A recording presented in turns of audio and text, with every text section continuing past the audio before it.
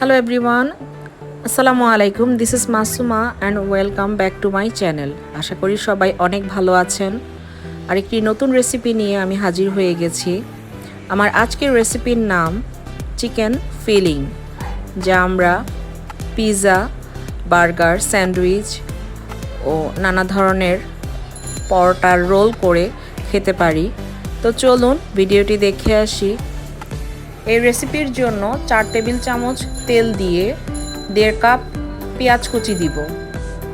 3 থেকে 5 মিনিট পর্যন্ত নেড়ে নরম করে নিব। 1 চা চামচ রসুন পেস্ট দিব। 2 মিনিট পর্যন্ত নেড়ে রসুনের গন্ধ চলে যাওয়া পর্যন্ত অপেক্ষা করব। 3/4 চা চামচ লবণ, 1/2 চা চামচ সাদা মরিচের গুঁড়া, 1 চা চামচ চিলি ফ্লেক্স, 1/2 চা চামচ কালো গোলমরিচের গুঁড়া দিয়ে ভালোভাবে সব কিছুকে মিশিয়ে নিব। সব মশলা একসাথে ভালোভাবে মিশে গেলে 250 গ্রাম চিকেন ব্রেস্ট অফ স্ক্রিনে সিদ্ধ করে শ্রেড করে নিয়েছি, তা সব কিছুর সাথে ভালোভাবে নেড়ে মিশিয়ে নিব। সব মশলা এবং পেঁয়াজ কুচি একসাথে ভালোভাবে মিশে গেলে 2 টেবিল চামচ ময়দা দিয়ে আবারও ভালোভাবে মিশিয়ে নিব, যা কোটিংয়ের কাজ করবে। এবার 2 মিনিট পর্যন্ত ভুনে 1 কাপ লিকুইড দুধ দিয়ে দিব। এটা সম্পূর্ণ অপশনাল, চাইলে 1 কাপ চিকেন স্টক বা পানিও দিতে পারেন। এবার খুব তাড়াতাড়ি নেড়ে নিতে হবে যেন দলা পেকে না যায়।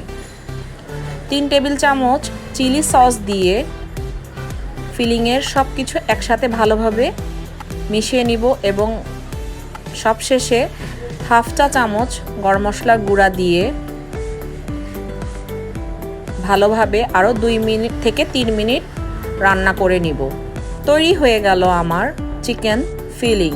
এই ফিলিংয়ের রেসিপিটি ফ্রিজে স্টোর করা যায় 2 থেকে 3 মাস পর্যন্ত। যখন আমরা বের করব ফ্রিজ থেকে, তখন কাঁচামরিচ কুচি, ক্যাপসিকাম কুচি, ধনেপাতা কুচি প্রয়োজন মতন দিয়ে নিব। আশা করি আমার আজকের রেসিপিটি অনেক ভালো লেগেছে আপনাদের কাছে। সবাই ট্রাই করবেন। সবাই অনেক ভালো থাকবেন। আল্লাহ হাফেজ।